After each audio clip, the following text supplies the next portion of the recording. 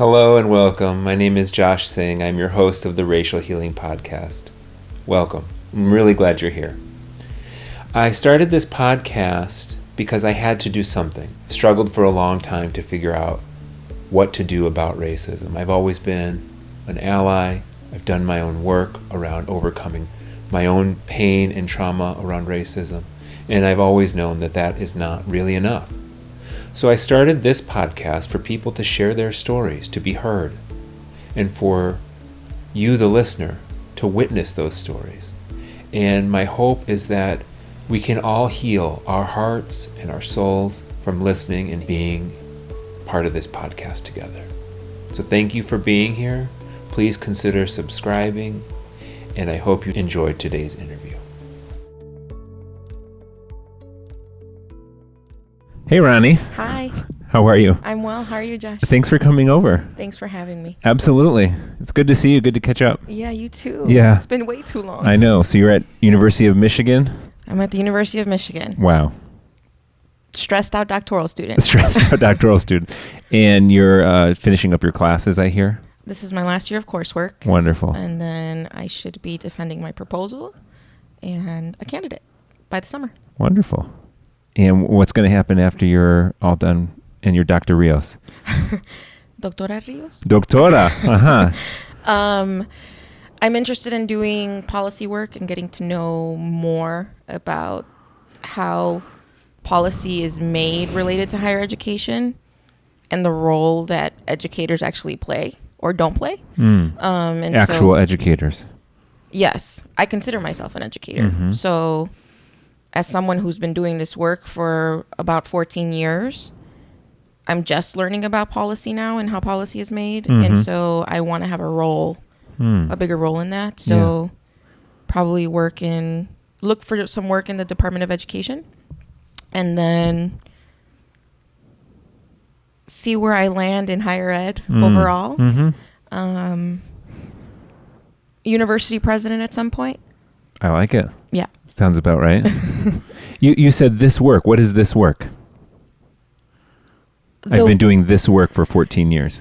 The work of education, of learning with and from students of color, people of color, the work of diversity. Mm-hmm. I know all the connotations that term has. The work of empowering people of color, addressing white supremacy, acknowledging systems of power and privilege, and how we function within those systems, right? And I'm saying we as people. And then the work of how we dismantle those systems or work towards dismantling those systems. Yeah. So that's your job. That's what you've been doing for 14 years. By supporting students of color at predominantly white institutions specifically, right? So these students are at these institutions. They have been at these institutions and should be in larger numbers. But the institutions need to change and adapt and adjust to support them and their success and their well-being, because that's another major part of them being able to succeed. That's where our paths used to cross at University of Chicago. Yes. Your work with students of color and my work with students and their well-being. Right. And quite often with students of color specifically. Yeah. So. You were definitely our go-to. Oh, thank you. So you said the connotations that the word diversity has. What is that? I think it depends on who you are and the context in which you function as a human, right? I think for a lot of people, especially for a lot of white people, the word diversity is, it's anti-me or anti-whiteness, or it's being imposed on me, right? So there's this negative connotation. Then we also, right, or society tries to use diversity as a positive thing, and it is. But how it's used and how it's defined, I think, varies. For me, right, it's always the work of ensuring as best as I can that the voices, experiences of the most marginalized, of people with minoritized identities are heard, are included, are considered, are validated. Yeah. You talked about how for white people, or I don't know if you said for white people or for some white people, diversity is this thing that they have to deal with. Do you encounter that in your day-to-day life? Oh, for sure. You do? Every day. All day. Not just in the work that I did as an administrator. Now I'm a student, or I'm a student again. And I'm reliving a lot of that all over again in the classroom context, in the context of the power dynamic between a student and a faculty member. On a day-to-day basis, right, I'm a brown woman. I'm a woman of color walking into a white space, a predominantly white space that was not created for me every single day. And so I have to face that every single day. And because of sort of my orientation, and this work of diversity, this work of justice is sort of who I am, or a big part of who I am, I'm constantly pushing against, right, these structures and systems. What do you have to do to get yourself ready to walk into the classroom? Oh my gosh.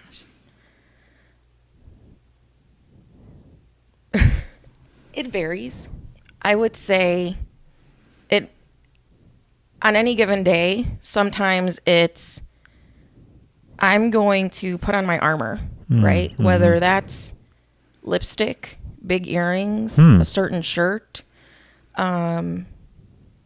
My Black Lives Matter t-shirt, this t-shirt,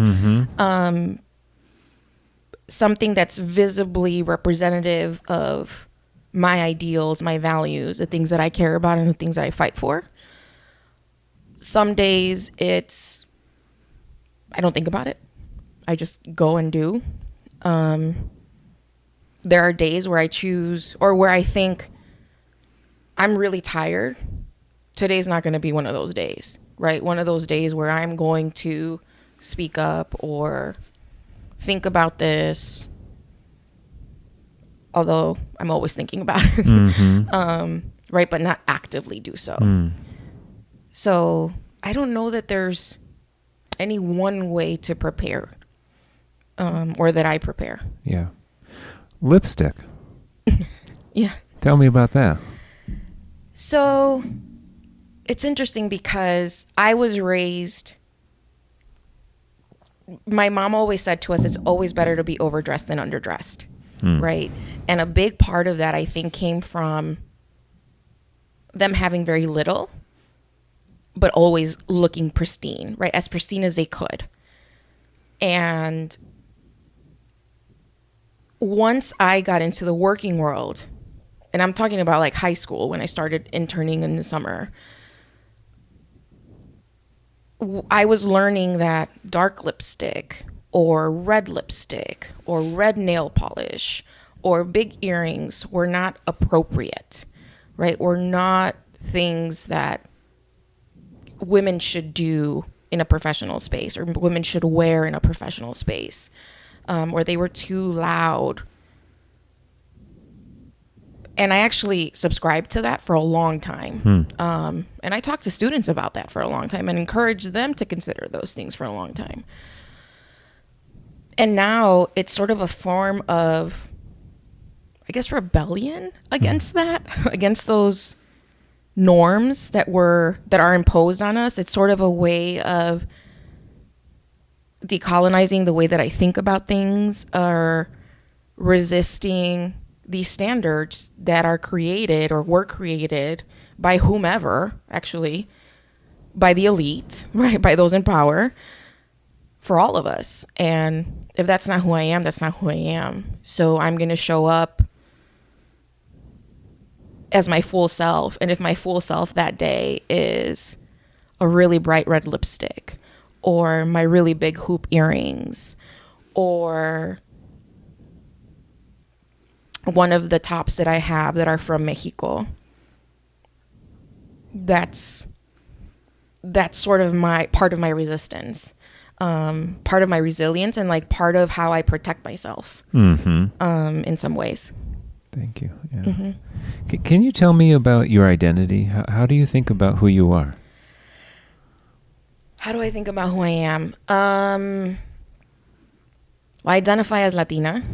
I identify as the daughter of immigrants, Mexican immigrants, as a Chicagoan through and through, born and raised in Logan Square before it was gentrified, right? When Logan Square was a community, a neighborhood with a lot of people who looked like me and my family, with different languages, with different ethnicities and races.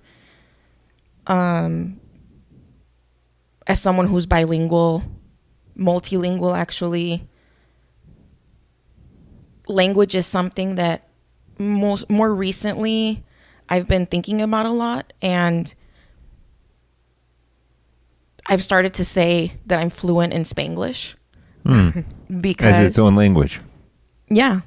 And in part because I used to constantly have to think about how I was saying things, because in some ways I'm always translating.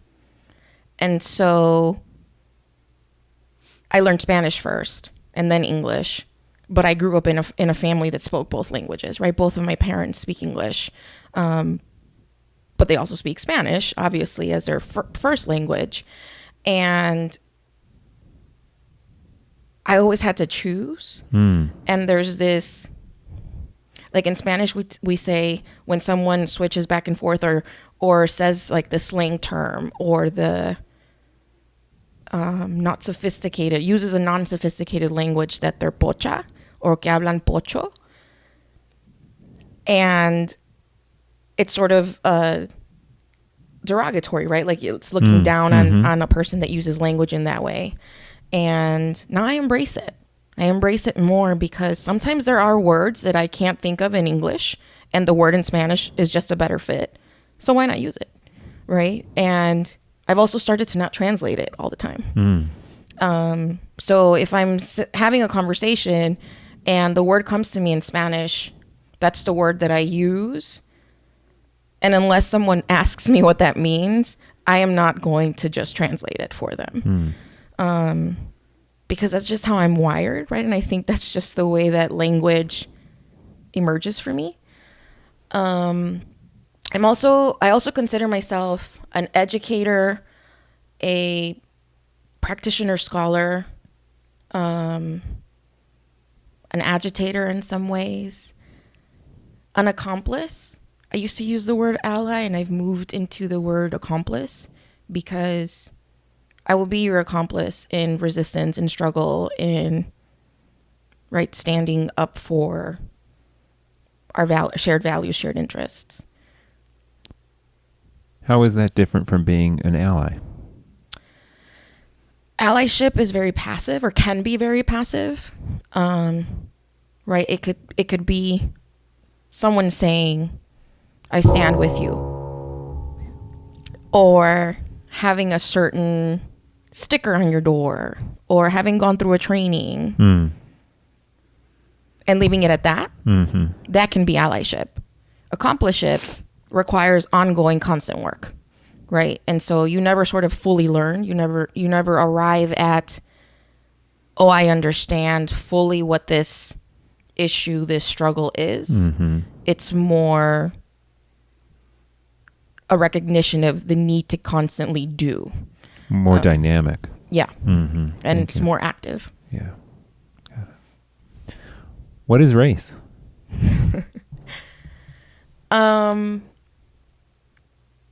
race is something that, again, was imposed on us as a society. And I'm not just talking about in this country. I think it's something that in this country was constructed in a way to create a hierarchy of other and the dominant. I think race continues to evolve in a lot of ways in this country, and racism.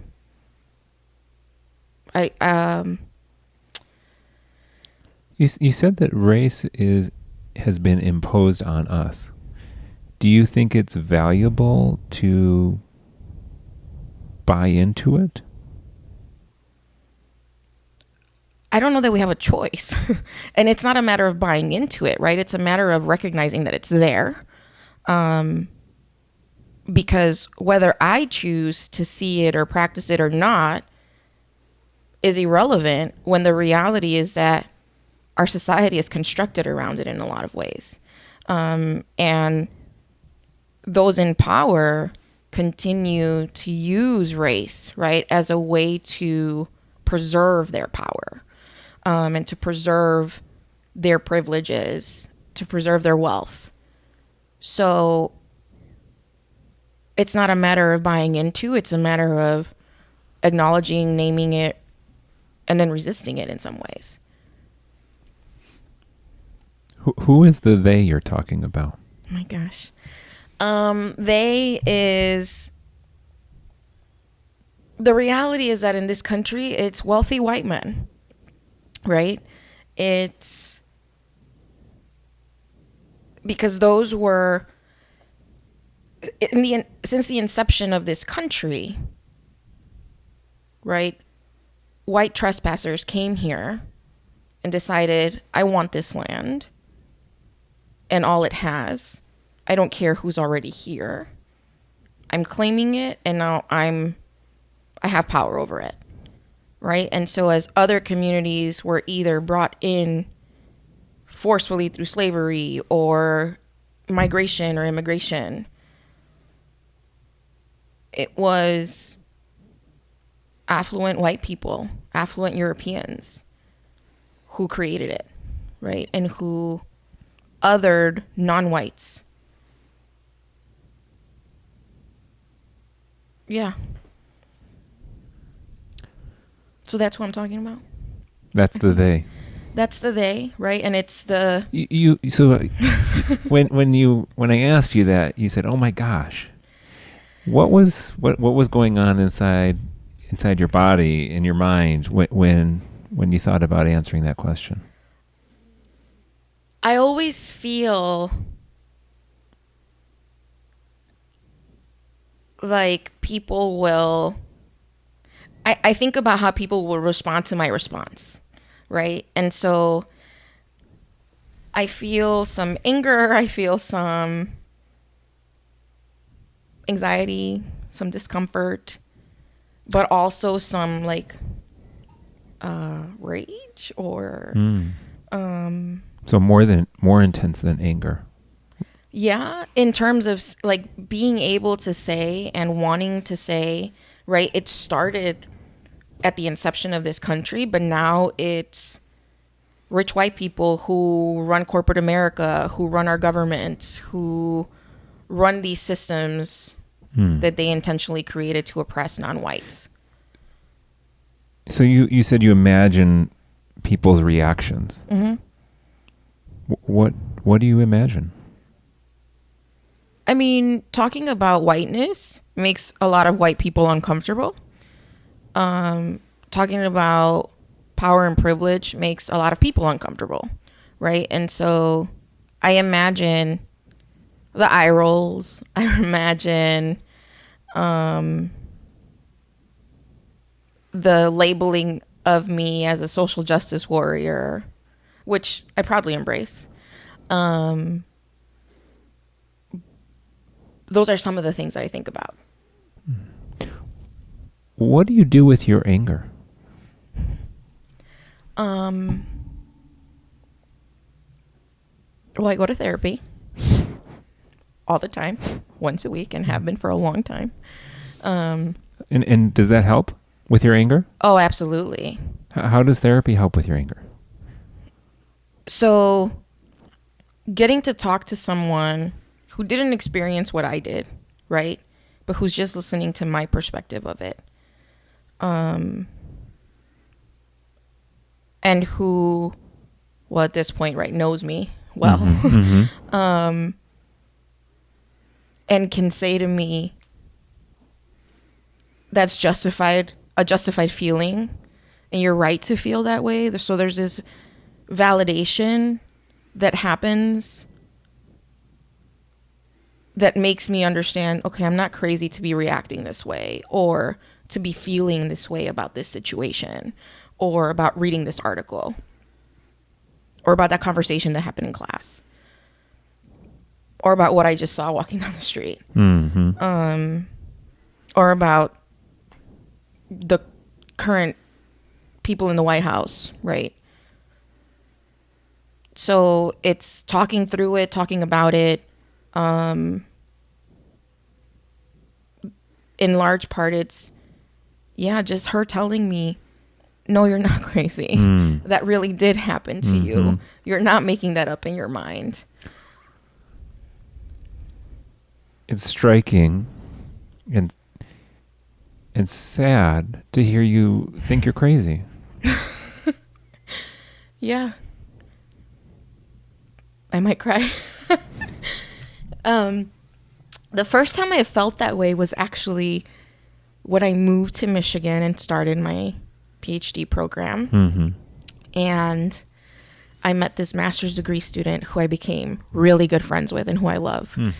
And we were talking one day about the things that we were experiencing and sharing our ideas, our thoughts, our feelings.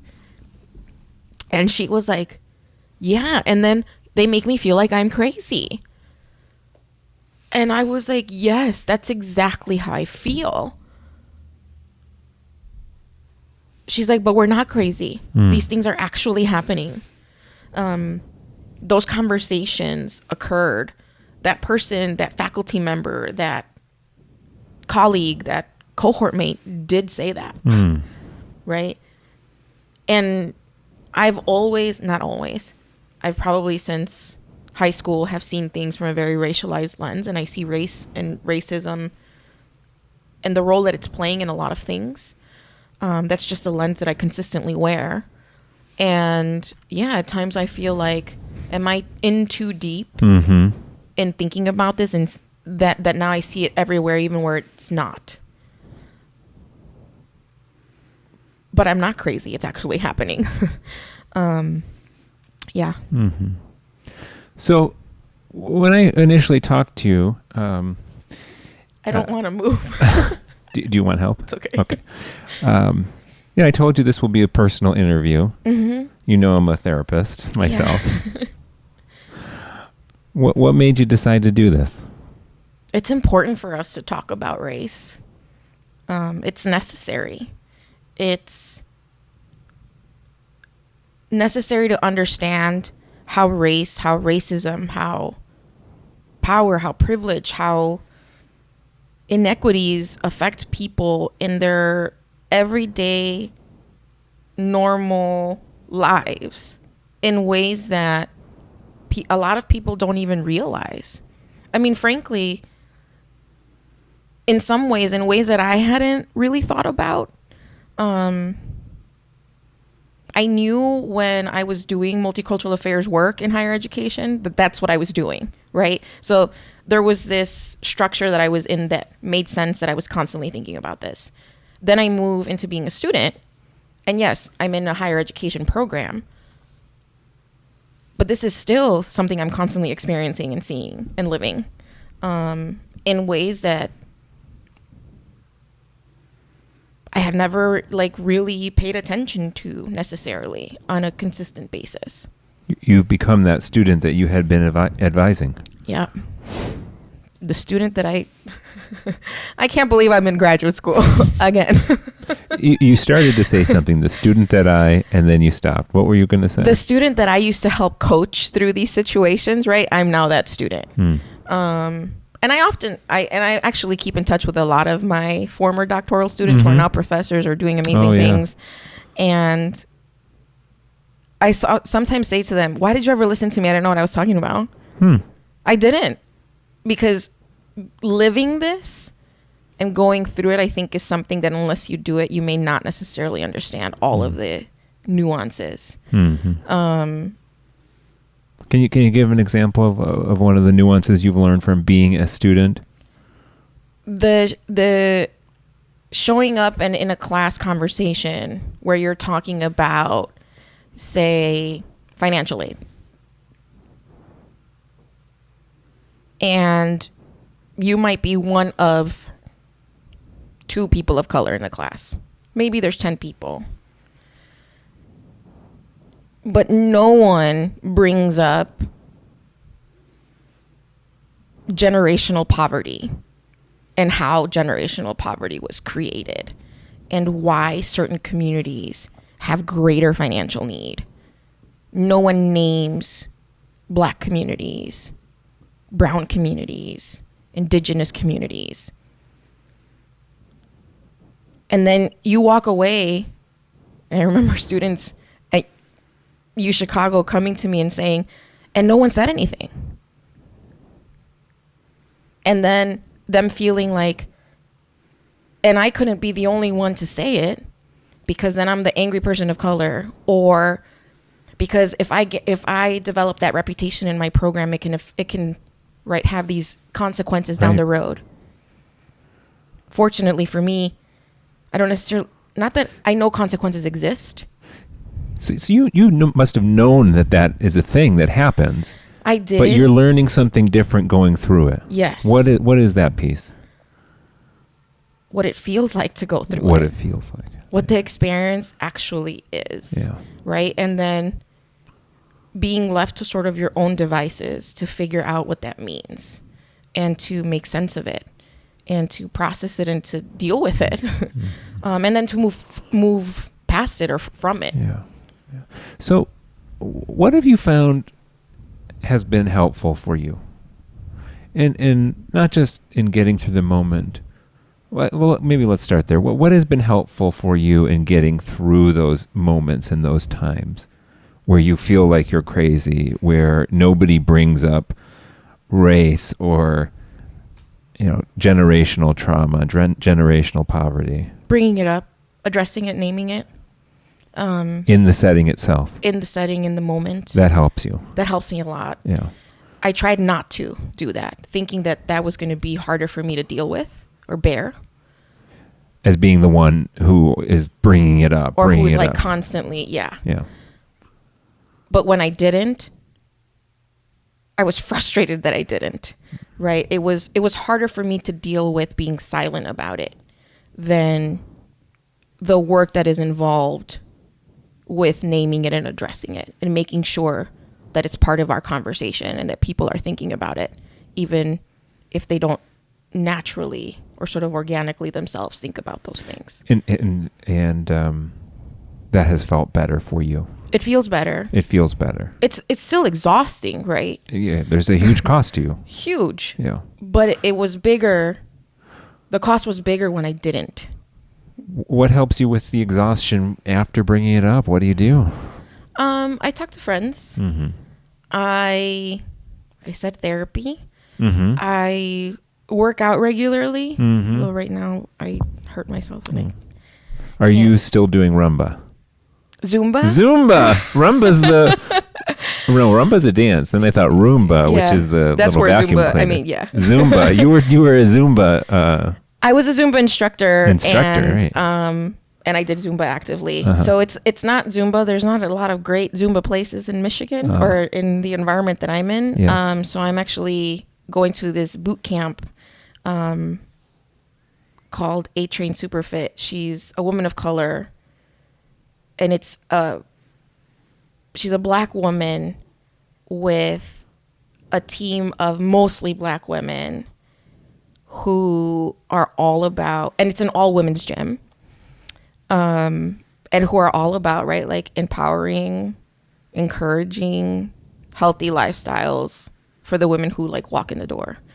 And that's been like my safe haven. I always say it's my favorite place in Michigan. I found it in a Groupon. And really? Yes. Wow. And I was so happy when I went there. So I do that. I also learned years ago, right, to take care of myself. So I need 8 hours of sleep minimally. Mm-hmm. So I'm going to get 8 hours of sleep. Whatever got done, got done. Whatever didn't. It's going to get done eventually, right? But there's certain things like that I've had to create for myself. Yeah. So in addition to the self-care, which is, about taking care of yourself, getting through day by day so that you can do what you need to do, what have you found that has been healing in your life around race and racism, if anything? Maybe it's a relationship or a community. Community is a huge part of that.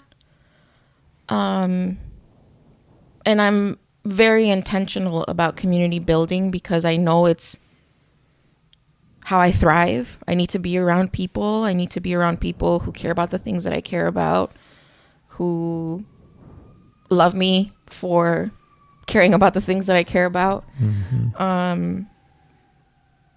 And part of that is also thinking about the people who have helped me, who have guided me, who have positioned me to be able to have these conversations, to do this kind of work.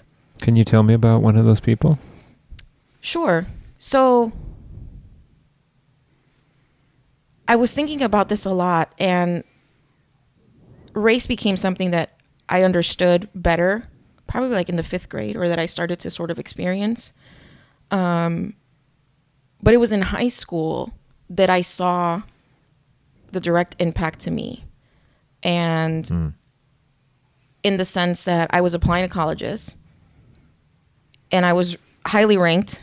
I was a straight A student, and my guidance counselor wouldn't approve my applications to certain institutions, mostly to the more selective institutions like Notre Dame, like Northwestern, where I ended up going. But I had 2 teachers, these 2 amazing women who I very much love. And I had a principal, a white man, and these are all white people, who said, no, you're applying. We wrote your letters. So my principal said, I will sign this, right? It's those people thinking about that kind of support, right? And that sort of willingness to circumvent, right, the counselor, and to say, you're still going to do this because you can and you should do this. My parents, my mom all the time, who always says, because she still does it, of course you can do that. Of course you should apply. Or of course you should try. That's how I got here, right? It's those moments that allowed me to grow, to experience, and to live through this. In college, it was administrators who, like, I became friends with in some ways, and who were my mentors. And I don't know that they knew that they were my mentors, and who eventually then said, well, have you ever thought about doing this for a living? And I was like, no, but I've been working with you since my freshman year, right? It's all of that. So all that support and mentorship and encouragement has been healing for you. Yeah, it's also thinking about all who came before me, right? The ancestral grounding that I have because of who's gone through life before me, who's created space whether that's recently or, right, generationally, that also helps me thinking about that. Yeah. My muertos, right? The deceased who I hold or who I think about, the energies that they left, the things that they did so that I could be here. That also helps me. And what remains for you to be healed? Oh my gosh. I don't know that I'll ever be fully healed. I think it's an ongoing process in the same way that I think understanding identity and race is an ongoing process. I continue to challenge myself to give people the benefit of the doubt, even if I'm weary, right? And for example, when I decided to go back to school, I decided that I was going to embrace whoever was in my cohort, right? And I tried that. But I also recognized really quickly, right, where and how that was going to be able to work for me. And who I might be able to engage fully and who I wouldn't, right? And I was reminded by one of my cohort mates who I love to death, a white woman who has been doing equity and access work in the UK for 10 years, right? Trying to get students of color and low-income students to Oxford. That I have people who don't look like me, who understand why and how it's necessary to do this kind of work, and who are willing to put themselves on the line. Your accomplices. Yeah.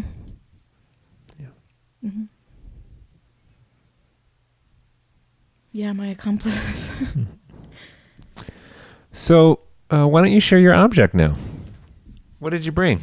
So I actually should have shared this when I was talking about ancestors. So this is called El Arbol de la Vida, right? And it's in some ways a family tree, but it's really about paying homage and honor to the deceased members of your family. And Dia de los Muertos is not something that I grew up with, a tradition that I grew up with, but it's something that I've come to embrace as my own spirituality has evolved. And so this is what I have on my altar. And I have an altar year round for my muertos, for all the deceased in my family. I haven't updated this, I'm realizing. And in some ways there's some sadness, right? But at the same time, it's like this is my foundation in some ways, in a lot of ways. Right? These people influenced my parents, my grandparents, my great-grandparents, and me. So I think this represents cultural elements of my identity and my ethnicity, spiritual ones, the diversity of my family, because I'm Mexican, but I grew up with Panamanian, Colombian, Puerto Rican, Cuban, Dominican, Filipino, Polish. I was in a predominantly Polish neighborhood most of my life and school. And a lot of that is here too. Would it be too much to ask you to read the names? Oh my gosh.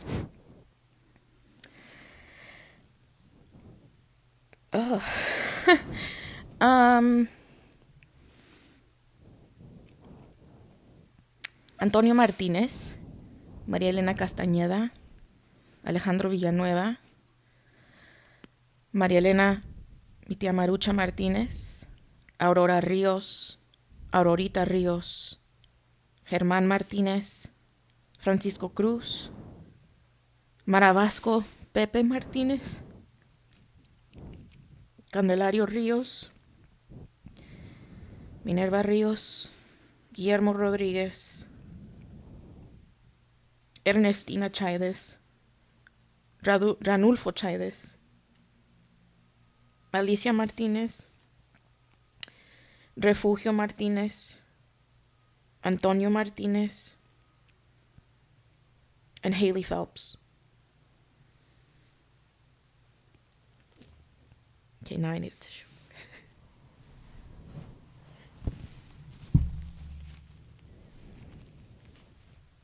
Why'd you ask me to do that? I'm just curious.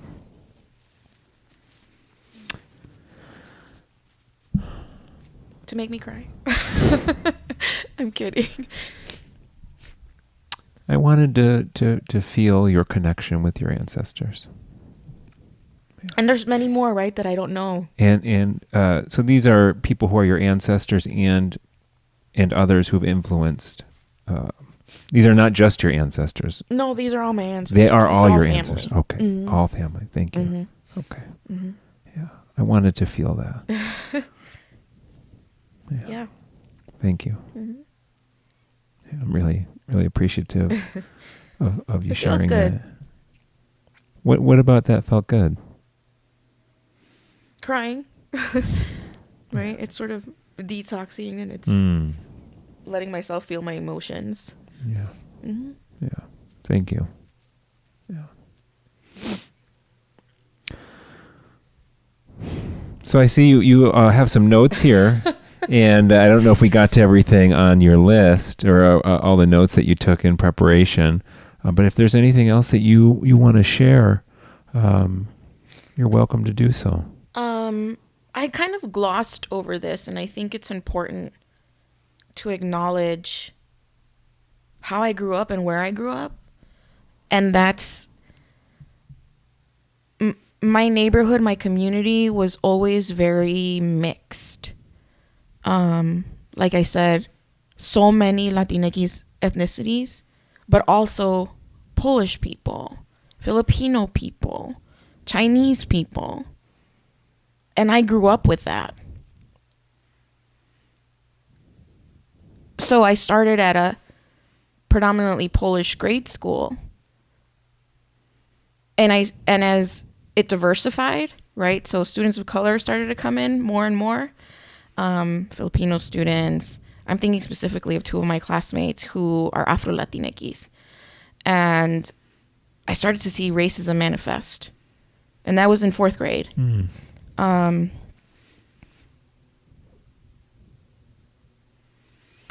I started to see how we can be othered, we people of color. Even if my sister and me were the top students, the president of our class, even if my friends and I were all honor roll students, captains of our basketball team, altar servers, the race was still imposed on us, and we still experienced racism. And it's taken me a long time to recognize that happened at a really young age. That it was happening, or that you knew it was happening? That it was happening. That it was happening, yeah. So looking back, you realized it was happening. You didn't know it at the time. I knew something was happening. I didn't know what it was, or why. Thank you, yeah. So what made you want to share that now? Because I think that's where my identity as a person of color and the formation of my community as diverse started to influence, right, everything that I do now, and why I care about this, why I care about addressing inequity, why I care about addressing racism. It all comes from those early experiences. I think it does. It started there. Yep. Yeah. Yeah. So I just wanted to make sure that I talked about that. Yeah, thank you. Because I usually don't. Yeah. So. Well, I want to give you a thank you from the bottom of my heart for asking me. For sharing your life. I appreciate it. Really, touched me to hear your stories and to hear you. My cat just walked in the room. Hear your stories and your perspectives and to hear your heart and to feel your heart throughout our talk. So thank you so much. Thank you for thinking of me. Absolutely. Appreciate it. And for doing this. It's necessary. It's important.